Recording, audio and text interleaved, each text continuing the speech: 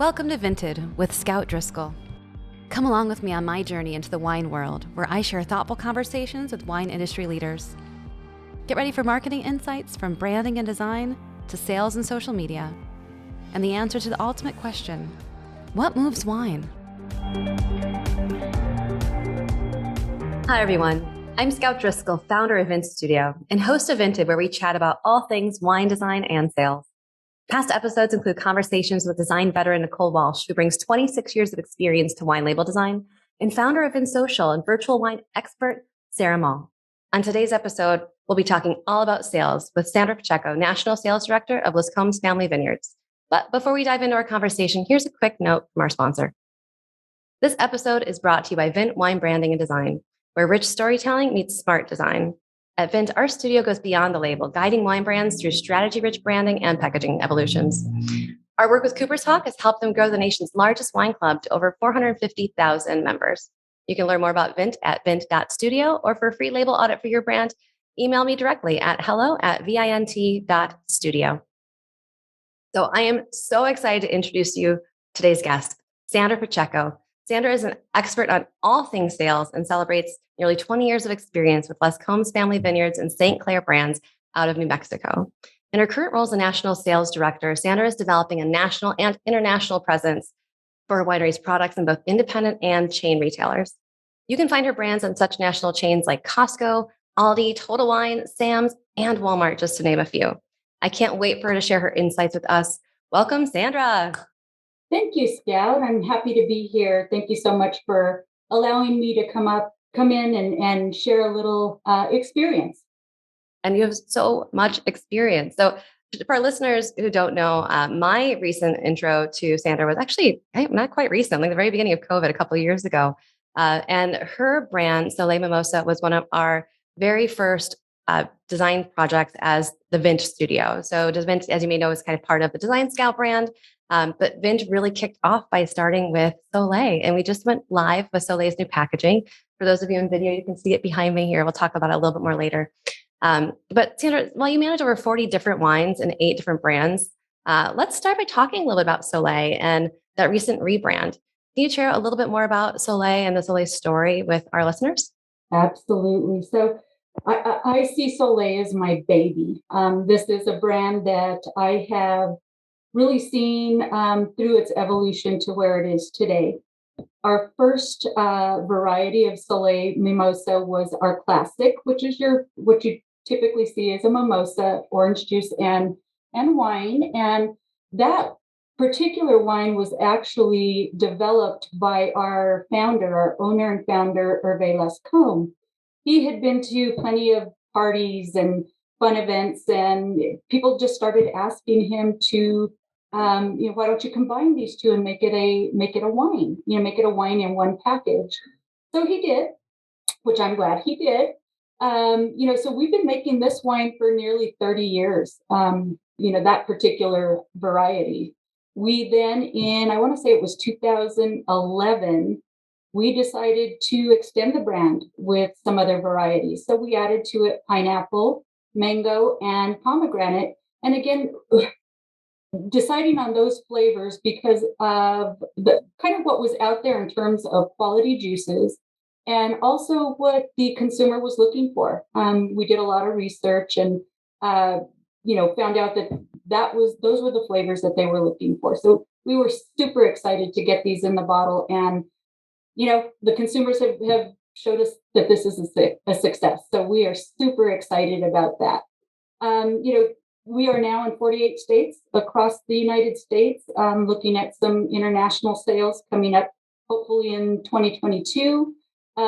It's just been a journey and a super fun and learning journey for me. So we are super excited to be here talking about Soleil Mimosa in particular today. Yeah, and Soleil is not your standard kind of RTD, ready to drink cocktail. It is genuine New Mexican sparkling wine, which if anyone is familiar with Mexican sparkling wine, Gruet is only one of the most popular sparkling wine brands ever. And it's genuine Mexican sparkling wine plus fresh actual pulp. So it's not, reduced sugar. It's not some concoction of chemicals to make it taste like a mimosa. It is genuine mimosa and it is so delicious. And the pineapple is my favorite. I'm like obsessed with it. So when we first met, the packaging for Soleil was in some ways, understandably, very focused on, hey, this is like orange juice. So we called it almost had like a little bit of a Tropicana style feel to it. It was a very orange full sleeve wrap to kind of hide the separation that happens naturally between the sparkling wine and the pulp. And it had, very, orange juice aesthetic. It had a big fun type that said Soleil Mimosa.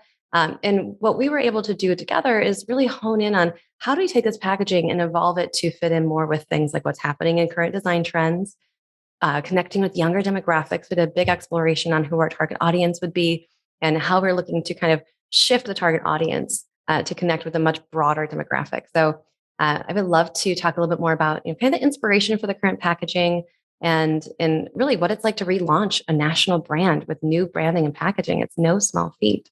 It isn't, and it is always fun to do.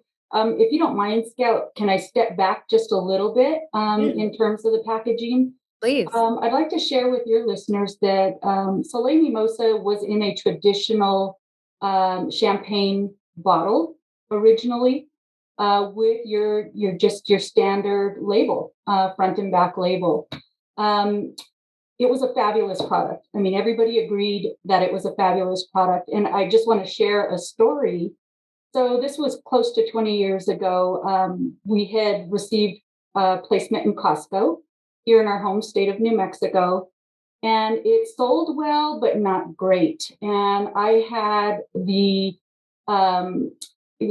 pleasure, I guess, of meeting the buyer from California in one of our Costco stores. And she at that point told me, you know what, Sandra, this wine is phenomenal. We love it. But the packaging, you see the settling of the fresh juice on the bottom of the product. If you could just cover it up, I think it would do wonders. So we took that, recommendation. We went back to our creative team. We designed a sleeve to cover it up. And I think we did a super job. I think our designers did a super job in doing that. Of course, we went through many iterations of packaging until we came to your company. And at that point, we thought we're not communicating everything that this product is. And we need to better communicate that. We need to include colors now that consumers are attracted to. We always were bright. We were always able to be seen from 20 feet away on the shelf. And that was the whole point, was to call out our product. But it just wasn't refined. And it didn't have the messaging, I don't think, that I think we all feel was needed. We went back, the pulp, fresh juice. I mean, that's something to celebrate. And we were trying to hide it, of course, with the packaging. But when we came to you, we came to you with the tagline that the proof is in the pulp. Mm-hmm. And that's what we wanted to communicate to the consumer, is that it's okay. The pulp is okay. It's a great thing. It's fresh fruit. And that became part of the design that we worked on together to pull this, all these flavors and beautiful packaging together. So I would say that the packaging now reflects a very modern look. Mm-hmm. It also communicates to the consumer what's in the bottle, and it still stands off the shelf. So I think we have hit every possible point to be successful with this package. And it's been thrilling to just start to see it on the shelf.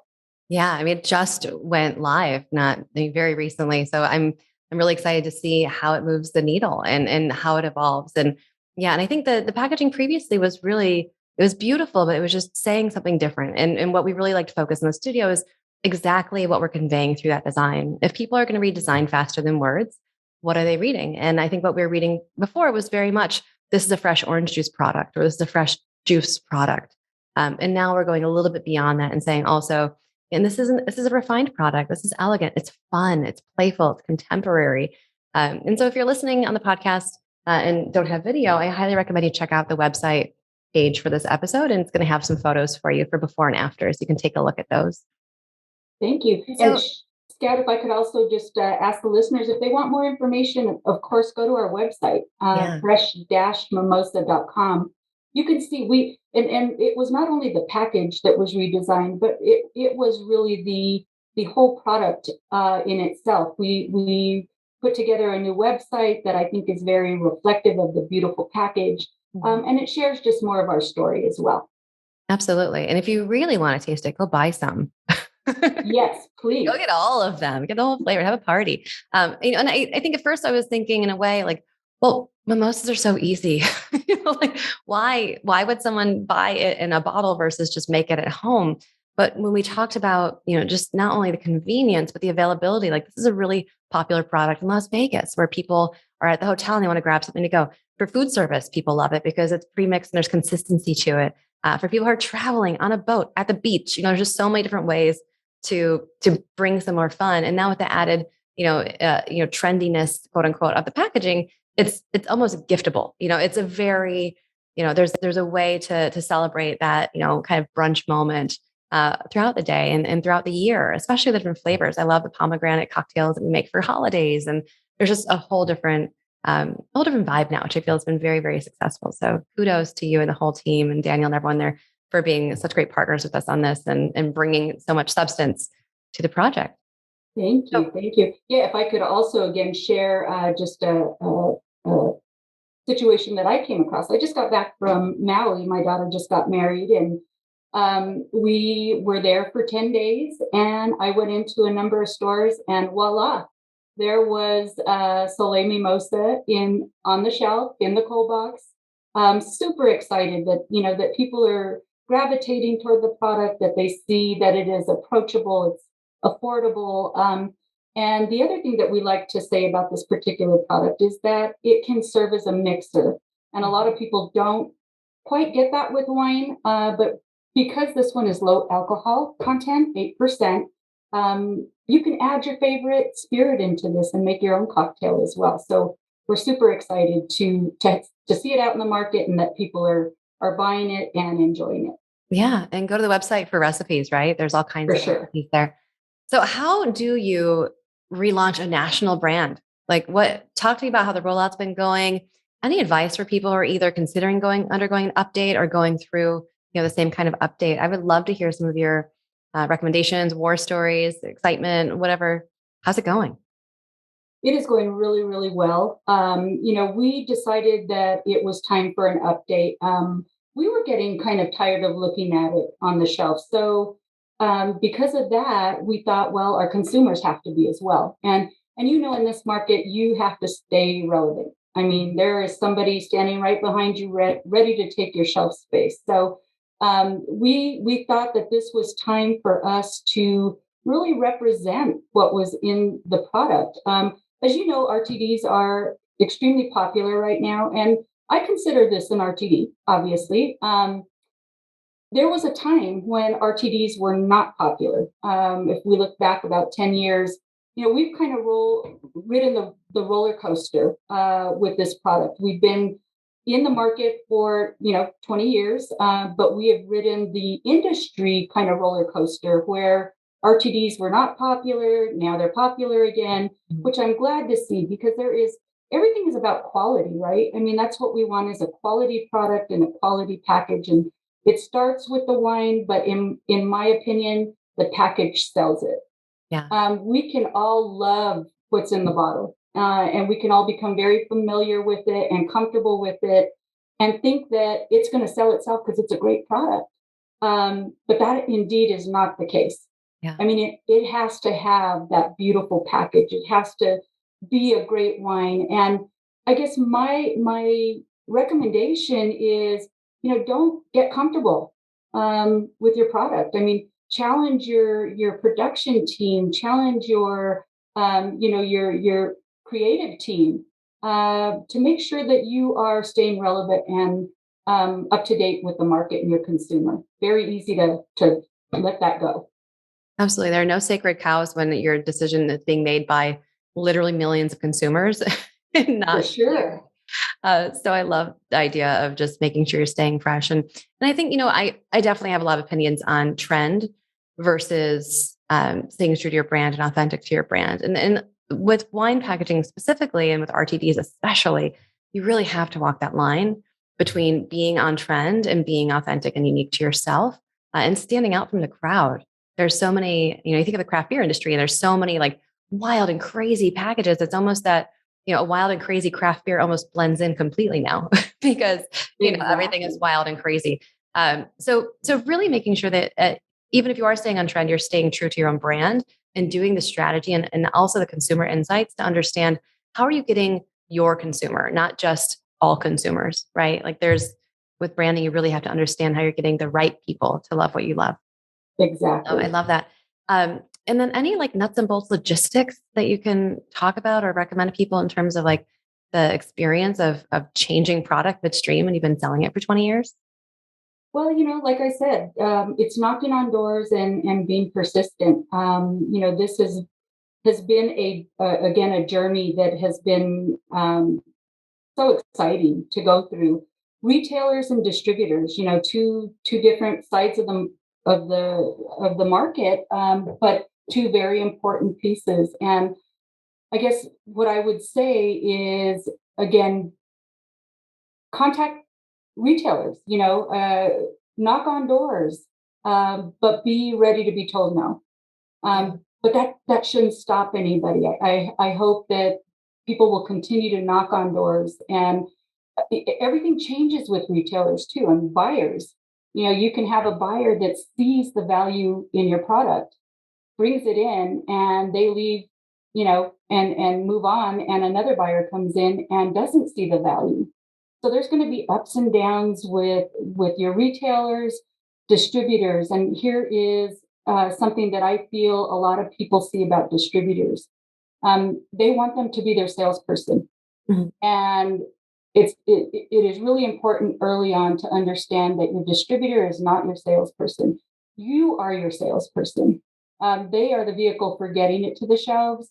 But in the end, it really is the responsibility of the winery, the manufacturer, the salespeople to sell the product. Nobody sells it better. And we've heard this 1,000 times. Nobody sells your product better than you do. Yeah. And, it's finding those opportunities where you can present your product. I've attended a number of conferences where there have been multiple buyers, and that seems to work really well. And your product should sell itself, right? I mean, that is the most important. But just again, remembering that your distributor is really not your salesperson or your sales tool. You are. And I think that's really, really important. Something took me a long time to figure out. Yeah. And I think especially with, smaller wineries, which a lot of our listeners are, they really have to wear the winemaker, the owner, founders have to wear so many different hats that it's hard to leave room on your plate for being that salesperson, and making sure that you are standing up for your distributors if that's the route that you're going, and really able to kind of make that jump. I think a lot of winemakers and winery owners as well, they get comfortable in DTC and selling to their tasting room, and maybe they made the jump to having online sales during COVID. But making that choice to move into retail distribution can be really intimidating. I think it can be so rewarding and really pay off, but the cost differential is so much more, and there's so much different opportunities to experience conflict or change, or like you said, changing buyers, et cetera. Do you have any stories or any experiences from any of the 8 brands that you're running currently that might illustrate some advice for people who are kind of looking to move into being distributed to retail? Well, I would say in the way that we started, of course, is look in your local market. You really have to be able to sell the product to the consumer in your local market first. So you have to start with small successes, and then the doors open. But it is trying, because there is so much competition out there. But again, if you believe in your product and you can share that story with the buyers, and you start with one little success, it translates into bigger success. As long as you have the right product, the right packaging, and the right position. That's the way we started. Of course, here in our local market, we were able to get placement in some of our national retailers. And from the point of here, selling here in our local market, they saw the success of the product, and then the doors open. But it's time. There are some products out there that have really made a national splash, but that's far and few in between. That doesn't happen often. That's not the way it happens typically.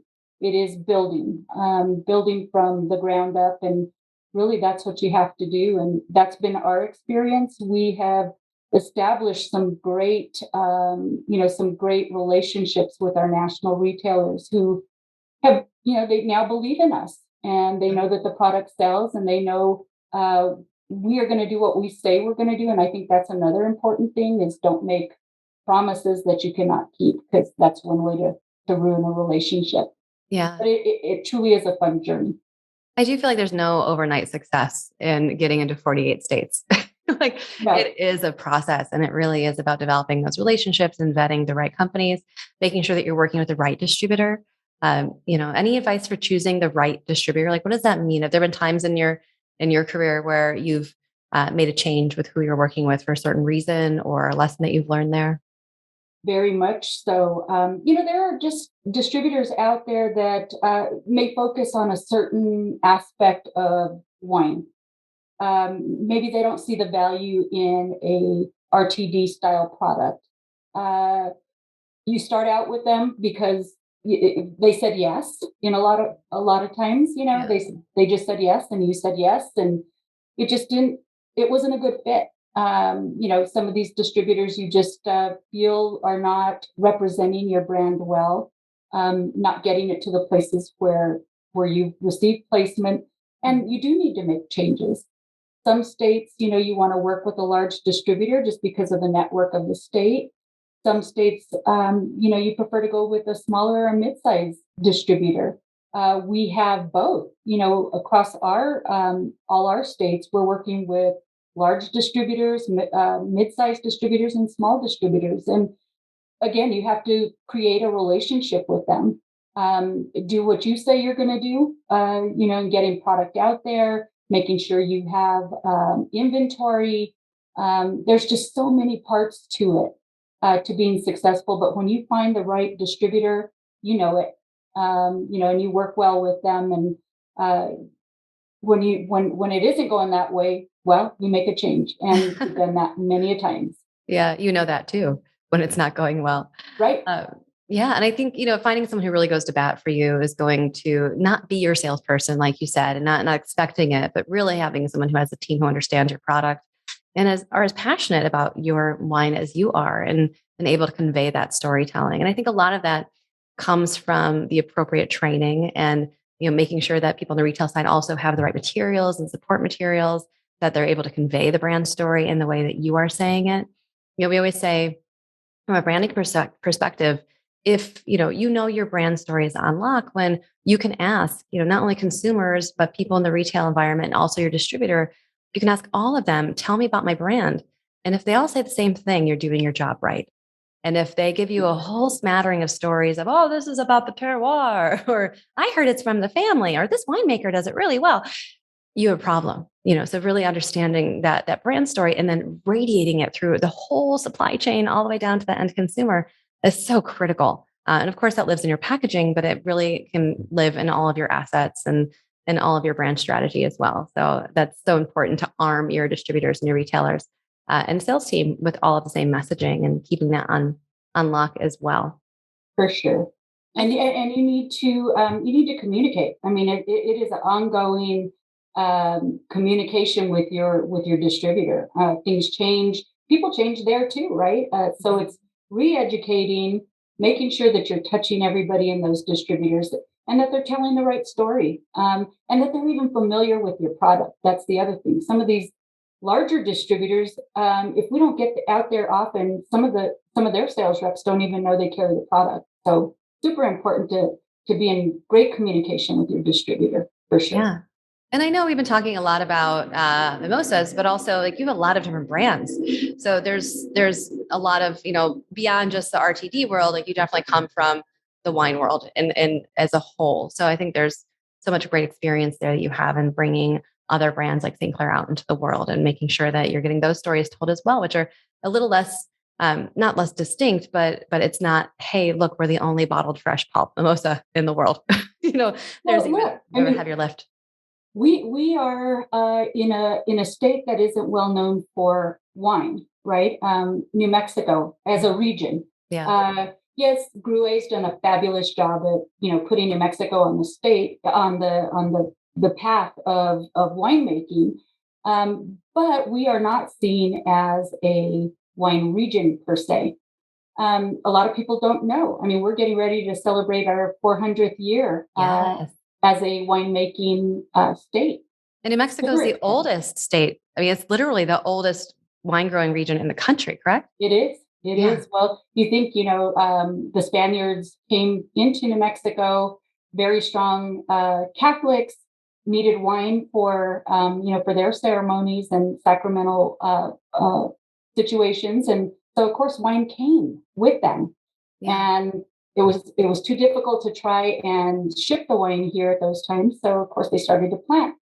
So New Mexico, has really risen, in my opinion, with the quality and the quantity of wineries in the state, other than Gruet. Of course, we are, one of the largest commercial producing wineries in the state. We have over 220 acres of planted vine and 35 different varietals. As you said, we have a lot more than just Soleil. Yeah. Soleil we chose because it is different, and we didn't want to compete with the Chardonnays, the Cabs, the Merlots. We just felt like that was the one, that was our national brand. Yeah. But we make some fabulous wines here in New Mexico, and I hope your audience will get an opportunity to visit and taste some of our wines as well. For sure. For sure. I think, one thing I'd love to talk about on the podcast as well is women in wine, and what it's like to, join and really kick ass in the wine industry as a woman.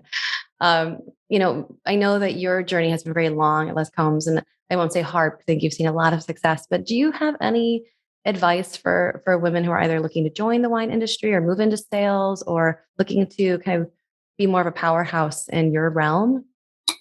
Well, as you said, I mean, this is a very male-dominated industry. There wasn't a lot of women. Definitely in the last 10 years, I have seen more women in this industry. But there was a time where I kind of felt like I was out on an island. I was just making decisions based on what I felt was right, and there was not anybody else to talk to, another woman in this industry to talk to about how do we move forward, what's the right path, how do we make these things work. And it has been, not that men have not been helpful, and I certainly have had many men in my circle who have really helped me succeed, but it's always different when you have that that kind of female aspect to it. And I would just say that if there's a way that you can connect with other women in this industry, I think it just drives the industry forward. There's so many women now, winemakers, sales folks, all of that. And if there was just a better way to connect together, and if you find those opportunities, I say take advantage of it. That's what's going to help you succeed. Yeah. And I love groups like Women of the Vine and Spirits, Batonage Forum. There's more and more opportunities to engage with other women in the industry. So I highly recommend, if you're not, if anyone listening isn't a member of Women of the Vine and Spirits or Batonage, take a look, follow them out on Instagram, join their live talk. There's just a great opportunity for connecting, less so during COVID in person, but it's almost made the online communities for women in wine even stronger, given the opportunities to network digitally and stay in touch digitally, especially for folks like me in Chicago, or New Mexico. Or New Mexico. Yeah. Awesome. So I always kind of wrap up the podcast with asking the same question. And for me, it's really about, and feel free to kind of go back to what we talked about, but really, what is your number one advice to growing wineries for moving wine? And also, wait, before I get into that, I want to let you know too, that the whole phrase "move wine" actually came from Soleil, because when we sent those files to print, the very first thing that your printer who's doing the sleeve said to me is he wrote me back immediately and said, "Wow, this is going to move wine." That's awesome. So I've always kind of held on to that it's not just about selling more wine, it's about moving wine. And that the metaphor of moving the industry, moving people in new directions, moving emotionally. But what is your number one advice for helping growing wineries really, move wine, period? So Scout, I kind of came up with the 3 Ps. Okay, great. So it's pride, passion, and persistence. And I think if you have those 3, you're going to be a success and you're going to move wine. I mean, you gotta, in terms of being proud, be proud of your product, be proud of what you're producing, your passion that, that you love what you do. And you want to continue and you want to move your wine, but you got to have that passion for it. And of course, the persistence, as I mentioned before, I mean, you're going to knock on a lot of doors. A lot of people are going to tell you no. You just got to get up and keep on going. So that would be my 3 Ps. I love that. And if you're passionate about what you do, every bump in the road is just leveled. So I think passion is such a wonderful piece of advice. All things happen for a reason, and they happen when they're supposed to happen. So again, that's my little piece of advice. Awesome. To move some wine. Let's move all of the wine nationwide. Yeah, let's do it. Awesome. So today I've been talking to Sandra Pacheco, National Sales Director of Lescombes Family Vineyards. Sandra, I'm so glad you're on the show. Thank you so much for joining me today. Thank you, Scout. We sure appreciate being a part of working with your team. Did a fabulous job. The package is gorgeous, and we can hardly wait to see the success. Me too. And where can people learn more about Soleil and about you? Again, go to our website, fresh-mimosa.com. You can also go to our parent website, which is lescombeswinery.com. The Lescombes family, wonderful, wonderful family. I wouldn't be here if they weren't so wonderful. They're just a great family to work with. My team is awesome. But there you can find out more information about all the wines we produce. Awesome. Well, thanks for listening, everyone. We'll see you on the next episode of VINTed, where we talk to Taylor Foxman of the Industry Collective. Excited to stay in touch and follow us on Instagram at VINTstudio. Cheers. Tune in for the next VINTed. Subscribe today. For future episodes, marketing advice, and more, follow me on Instagram at Scout Driscoll. Learn more about VINT's design and branding services for wineries at www.vint.studio.